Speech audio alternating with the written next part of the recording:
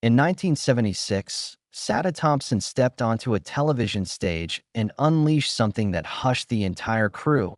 A routine kitchen sequence turned extraordinary when she smashed plates. Her voice fractured, and her fellow actor later confessed it felt like witnessing an actual family unravel. They didn't dare attempt another take. It was impossible. Years later, that 6-minute snippet exploded online, racking up over 15 million streams, with acting mentors citing it as a cautionary tale. What did Sada unleash that was so potent it left scars for decades? Born September 27, 1927, in Des Moines, Iowa, Sada Carolyn Thompson grew up in a world teetering on instability. Her father, Hugh, pieced together a living editing niche journals like Turkey World, but finances wavered. The Great Depression deepened the strain. Her mother, Caras, fought to keep their household intact, yet fragility loomed. At age 2, they uprooted to Fanwood, New Jersey, chasing steadier prospects for her father's publishing career. A quiet town offered little relief. That early displacement etched itself into Sada's soul, a constant reminder of how swiftly life could fracture. In Fanwood, her parents whisked her to local theaters, showcasing plays en route to Broadway. She sat mesmerized as icons like Helen Hayes and Tallulah Bankhead commanded the stage. A spark ignited. She later recalled it was spellbinding. I knew that was my world.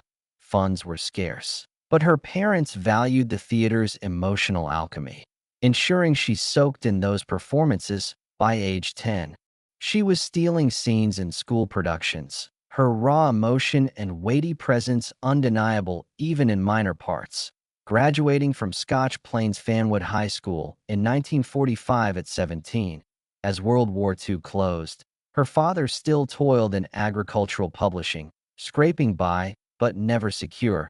Yet they backed her audacious ambition, sending her to Carnegie Institute of Technology, later Carnegie Mellon, in Pittsburgh, despite steep tuition, a choice that reshaped her destiny. There she fell for acting. And Donald Stewart, a fellow drama student. They wed in December 1949, post-graduation, a bond enduring until her passing in 2011. But college was grueling, nearly shattering her. In 1945, only 23% of drama students were women, taught by an all-male faculty. One professor sneered she was too ordinary for romantic leads, fit only for maids or spinsters. Another called her face too rugged for the stage. She donned fake mustaches to play male roles since women were barred from 60% of productions. Grades skewed unfairly. Women earned B-minuses for work men scored A-minuses. Graduating cum laude in 1949, the department head urged her toward elementary teaching, but she refused to yield. Her clandestine friendship with gay classmate Robert Mitchell nearly derailed everything during the 1950 Lavender Scare, when thousands lost jobs over suspected homosexuality. Mitchell was blacklisted in 1951 and fled to London. Sada met him covertly, exchanging coded letters. By 1952, the FBI opened a dossier on her, interrogated neighbors, warned her career hung by a thread, yet she persisted, costing her 3 Broadway auditions and landing her under surveillance. Then came a blow that fractured her family. Her father secured a $2,400 teaching post in Des Moines, a fortune in 1949, but at her graduation dinner, she rejected it. Her father erupted, accusing her of chasing moral decay. Her mother wept, labeling acting a haven for loose women and gay men, learning she'd wed Donald, a stranger. To them, her father disowned her, revoked her $15,000 inheritance, spread lies she perished in a crash, forbade her siblings contact, and incinerated her childhood pictures. A 7-year estrangement ensued, yet she pressed on. In summer 1951, grinding 18-hour shifts at Ogunquit Playhouse in Maine, she collapsed during the Seagull. Her lungs spontaneously failed from exhaustion and strain. Initially misdiagnosed as a muscle pull, she coughed blood, rushed to surgery. A 12-inch scar marked her requiring 6 weeks recovery. Most actors faced dismissal for missing performances, but her near-fatal ordeal spurred Maine to enact theater safety laws. In March 1950, she auditioned for South Pacific on Broadway, a colossal production. Nearly 3,000 women vied for parts. She spent $200, equivalent to $2,400 today, on travel and coaching, only to be dismissed in 30 seconds. The director scorned her Midwest twang as crude. His aide deemed her farm girl look unfit for the exotic narrative. She later discovered most roles were pre-cast. It wasn't about skill but optics and origins. That sting fueled her fire. In 1972, she clinched a Tony for Twigs, proving them wrong. In 1953, she joined the touring cast of Dylan Thomas's Under Milkwood, earning $50 weekly, enduring 12-hour rehearsals, building sets, mending costumes, while the director harassed female actors, including her, cornering her post-show, punishing her defiance with diminished roles. She wrote her professor, but nothing shifted, bound by contract. In 1955, performing The Crucible at Virginia's Barter Theater, she linked Arthur Miller's blacklisting to reality. A reporter overheard. The next day's headline branded her a communist sympathizer. 200-plus threatening calls swamped the theater. A co-star secretly taped her talks, feeding them to the House Un-American Activities Committee.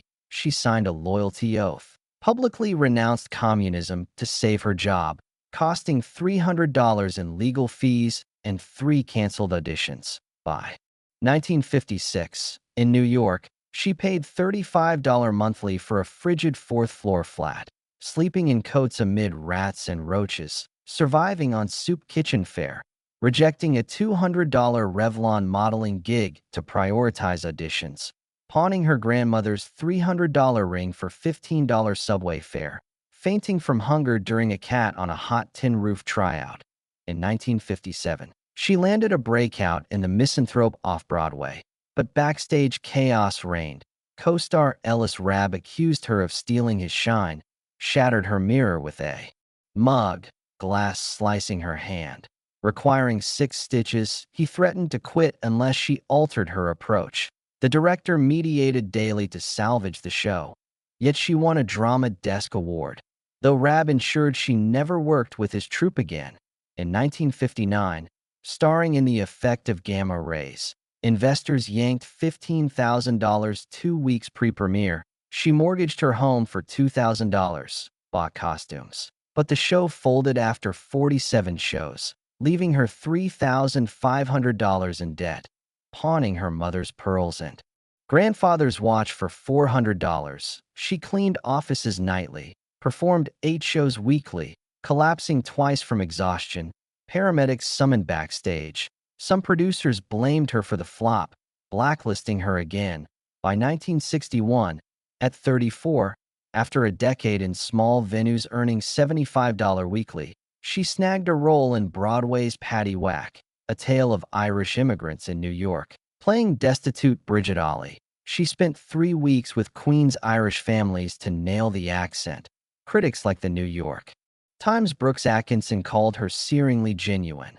But after 12 performances, the somber play closed amid the optimistic Kennedy era, devastating Sada.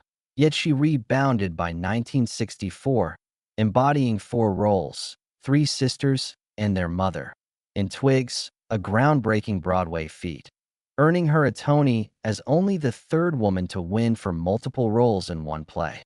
But rumors swirled of an affair with married director George C.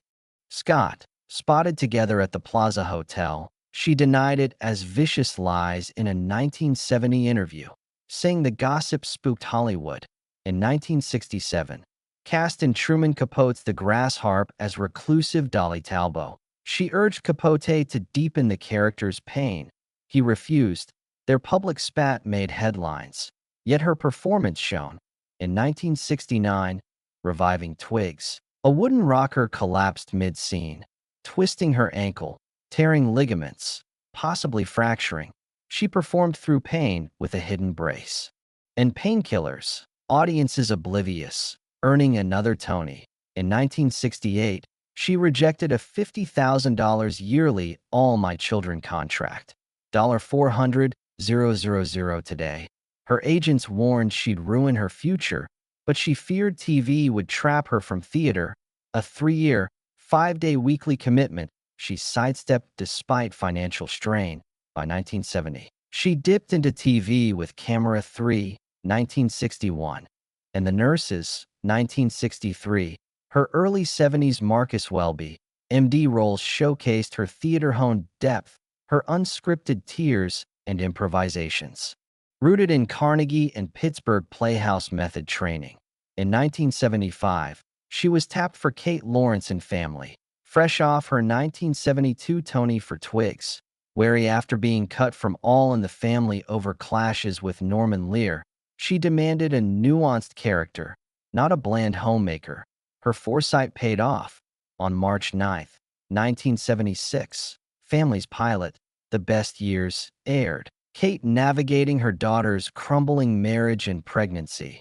In an unscripted kitchen scene, Sada shattered dishes, baring her soul. Freezing the crew, co-star James Broderick said it felt like a real family's fracture. No retake possible. The miniseries nabbed 40% of viewers, a staggering share, greenlighting a full series despite executives' fears it was too raw, too cerebral for family TV. Sada's portrayal drove 17 Emmy nods for wins, including hers in 1978, with Christy McNichol, 1977, 1979, and Gary Frank, 1977, tackling infidelity, breast cancer, grief, and homosexuality. Sada pushed for a breast cancer arc inspired by her aunt's death. A lesbian teacher episode sparked conservative backlash, but she defended every story. At the 1978 Emmys, her 2-minute acceptance speech honored unsung actors in tiny theaters, watched by 40 million, stirring some, irking industry elites. She earned 4 Golden Globe nods, 1977 to 1980, but never won, loathing awards as hollow popularity contests. Wearing a $200 black dress to all as protest. Admitting heavy drinking before the 1979 ceremony and an eye roll during a 1980 speech, sparking a minor uproar. In 1982, her A Doll's House role won a Drama Desk Award, but learning her male co-star earned $3,500 weekly to her $2,100. She called a press conference, giving Lincoln Center 2 weeks to equalize pay. Making Variety and New York Times front pages, they adjusted, but some producers blacklisted her, leaving her jobless for 2 years. In 1985, she led ABC's My Two Loves as a mother grappling with her daughter's lesbian relationship. Airing April 7, 1986, it drew thousands of complaint calls and Jerry Falwell's ire. Sada kept 500-plus hate letters, declaring love is love. TV must mirror reality. In 1989, she revealed rejecting CBS's Murphy Brown lead, fearing typecasting as a TV mom, later regretting it as Candice Bergen won 5 Emmys, calling it a pride-driven loss of a lifetime role.